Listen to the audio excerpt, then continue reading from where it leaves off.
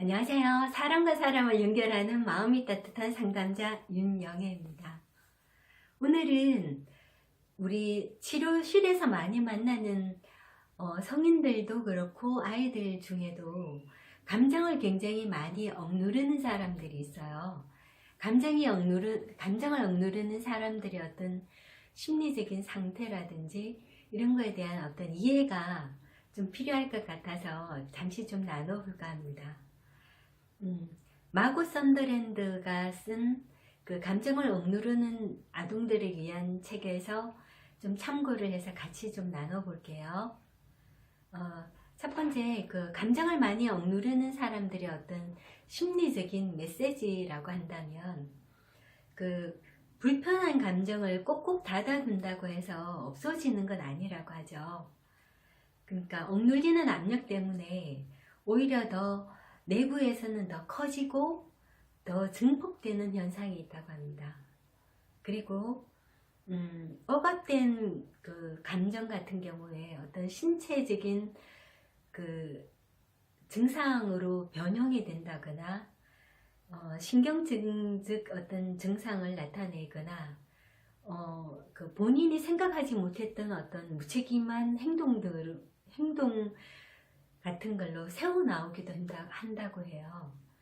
그러니까 왜 어른들 중에는 보면 그 우리 흔히 말해서 욱하는 성격을 가지고 있다고 하면서 아, 나 안 그러려고 했는데 이렇게 한번 또 그러네 뭐 이렇게 이야기하시는 분들이 계시잖아요. 그런 어떤 것들이 보면 내면의 어떤 감정들을 눌러놨다가 자기도 모르게 어떤 순간에 그 폭발적으로 튀어나온다고 할 수 있는 거죠. 그런 어떤 그 현상들이 나타난다고 할 수 있겠죠. 그리고 억압된 어떤 감정들은 그 기쁨이나 즐거움을 잘 못 느끼게 하기도 한다고 해요. 내면의 어떤 감정들을 자꾸 누르다가 보면 그 감정들이 눌려지고 그거에 더 많은 에너지를 쓰다가 보면 실제로 일어나는 어떤 현재 상태, 현재의 어떤 기쁨이나 즐거움을 느끼는 것이 훨씬 더 어려워진다고 볼 수 있겠죠. 그리고 어떤 내면의 내 감정들을 누르고 있느라 어찌 보면 사람들과 정서적인 어떤 소통을 잘 하지 않게 되잖아요. 그렇게 됐을 때 고독하고 두려워진다는 거예요, 스스로가. 그렇다 그러면 고통스러운 감정은 더 커지는 경향성이 있기 때문에 또 특히 그렇게 된다고 하네요. 그런데 이 눌러놨던 감정들을 털어놓기 시작하게 된다면 그 다른 어떤 감정들도 그렇고 그 감정들은 더 훨씬 견디기 쉬워지는 감정이 된다고 합니다. 그래서 저희들 그 상담센터에서 감정적인 어떤 작업들을 많이 하게 되죠. 보통 감정을 많이 억눌러서 이렇게 많이 우울해서 찾아오시는 분들도 계시거든요. 그랬을 때 내면에 그 털어놓지 못했던 어떤 감정적인 이야기 그리고 힘들었던 이야기들을 틀어놓음으로 인해서 그 본인이 굉장히 시원한 감정을 많이 느낀다고 하시는데요. 그랬을 때 다른 많은 일들이 본인에게는 훨씬 감당할 만한 일이 된다라고 할 수 있겠죠. 그 다음에 그러니까 상담센터에 와서 이렇게 이야기를 나누는 것도 물론 좋은 일이기도 하지만 주변에 가까운 사람들이나 친구들에게도 자신의 어떤 감정들을 그 이해해 줄 만한 사람들에게 도움을 요청할 수 있는 것. 그래서 혼자 감정들을 꾹꾹 눌러놓고 사는 것이 아니라 그 감정들을 서로 나누고 소통하면서 지내야 된다라는 거겠죠. 같이 그렇게 할 수 있다면 굉장히 좋을 것 같고요. 그리고 이 감정을 꾹꾹 눌러놓고 사는 사람들 그리고 아이들은 어떤 삶을 살고 있는 것인지 한번 본다면 그러니까 고통스럽거나 힘겨운 감정들에 대해서 도움을 요청하는 것이 아니라 혼자서 모든 것을 감당하고 있는 것을 우리가 그 감정을 눌러놓고 사는 사람들의 모습이잖아요. 그랬을 때 보통은 일반적으로는 그 감정을 눌러놓고 억눌러 놓고 사는 사람들은 도움을 요청하지 않는다고 합니다. 그랬을 때 자신의 감정 문제로 도움을 구하는 것은 특히 아이들이 그런 생각을 많이 하는데요. 아주 나쁜 생각일 것이다 라고 짐작하는 것, 그리고 기분이 좋아지기는커녕 더 망칠 것이다 라고 생각한다고 해요. 그러니까 결국은 그런 어떤 감정을 털어놓음으로 인해서 수치심을 겪게 되거나 당혹감을 겪게 되거나 어떤 거절감 그리고 오해를 불러일으킬 뿐이다 라고 확신을 하게 됨으로 인해서 더 감정을 털어놓지 않게 된다고 해요. 그러니까 악순환이 반복이 되는 거겠죠.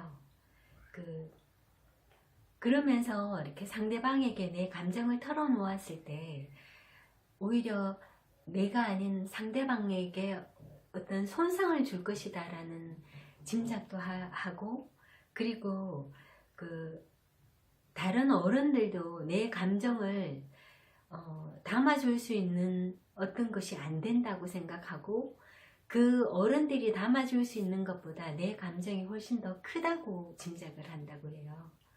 그래서 내 감정은 내가 스스로 관리할 거야 하면서 작정하고 어릴 때부터 이야기를 거의 잘 안 하게 되죠.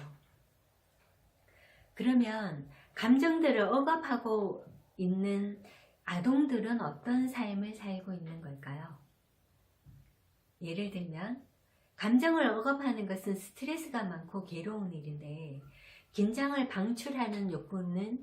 방출하고자 하는 욕구는 더 절박해져서 프로이드가 말했던 것처럼 그 감정들은 어둠 속에서 더 증폭되고 조만간 억압된 정서가 새어나오는 어떤 신호를 보이기 시작한다고 합니다.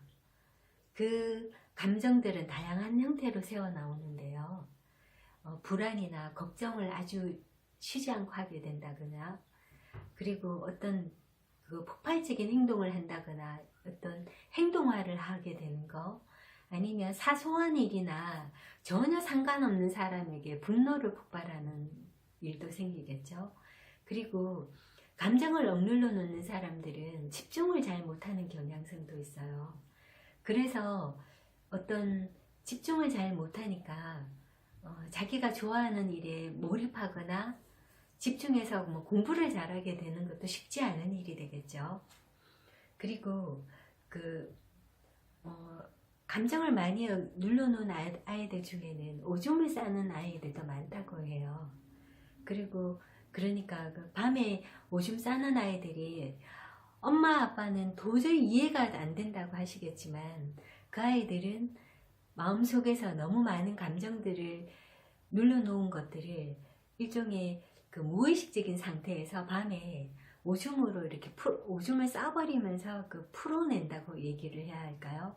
그건 무의식적으로 일어나는 일이기 때문에 부모님들이 이 아이들이 엄마 아빠를 괴롭히기 위해서 그렇게 행동하신다고 오해를 하시면 안 될 것 같아요. 그리고 감정을 억눌러 놓는 사람들이 악몽을 많이 꾼다고 해요. 저희들이 꿈 이야기를 나눌 때 악몽이라고 하는 건 네가 지금 아무리 어떤 이야기를 해도 잘 알아듣지 못하니까 무서운 꿈으로 무의식에서 의식에게 메시지를 주는 거라고 하거든요. 그런 어떤 악몽을 감정을 눌러놓은 아이들이 많이 꾼다고 해요. 그러니까 밤이 되면 오히려 괴로운 상황이 될 수도 있겠죠. 그리고 사회적인 관계로부터 어떤 철수하는 모습을 보이기도 하고요. 공포증이나 강박증을 많이 보이기도 하는데, 우리 주변에서 왜 틱 현상을 보이는 아이들 있죠. 자기도 모르게 계속 같은 행동을 반복하는 거예요. 그런 어떤 것들도 감정을 억눌러 놓은 상태에서 주로 보여주는 행동이라고 볼 수 있겠죠. 그러니까 이 감정을 억눌러 놓는다고 하는 건 생각보다 굉장히 많은 대가를 치르는 거라고 할 수 있겠죠. 그 대가를 치르는 것들의 중에는 또 너무 많은 침묵 속에서 지내다 보니까 아이들이 내가 할 수 있는 건 그냥 침묵을 지키는 것밖에 할 수 없었어요 라고 하는데, 그 침묵은 또 다른 혼란을 일으킨다고 해요. 그러니까 그 침묵이 모든 것을 대변할 수도 없는 것이 되는 거죠. 그러니까 그 감정을 계속 억눌러 놓음으로 인해서 내면에서는 파국을 맞은 느낌이거나 우울로 은밀히 고통받고 있을 수가 있다고 하거든요. 그러니까 이런 아이들은 바깥으로 괜찮은 척 하고 지내는 죄송합니다. 괜찮은 척 다른 아이들보다 더 잘 위장하고 있을 뿐이지, 그러니까 어른들이 아이들이 보여주는 어떤 행동에서 이 아이가 왜 이러고 있을까? 아니면 왜 이런 행동이 나오게 됐을까? 라고 한번 생각을 다시 해볼 수 있는 기회가 될 수 있으면 좋겠습니다. 그리고 지금 감정을 억눌러 놓은 아이들 그리고 성인들과 관련돼서 이야기할 게 굉장히 많은데요. 시간이 굉장히 길어지고 있는 상황이라 제가 다음 주에 다시 한 번 더 감정을 억눌러 놓은 아이들과 관련된 이야기를 다시 준비하는 시간을 갖도록 하고요. 오늘 제가 감정을 억눌러 놓은 아이들의 어떤 심리적인 상태라든지 보여주는 모습들에 대한 이야기들을 했는데요. 여러분들에게 좀 도움이 되는 시간이 되었으면 좋겠습니다. 다음 주에도 또 다른 감정을 억눌러 놓은 아이들에 대해 영상을 준비해서 만날 수 있도록 하겠습니다. 한 주 동안 건강하시고요. 힘내세요. 감사합니다.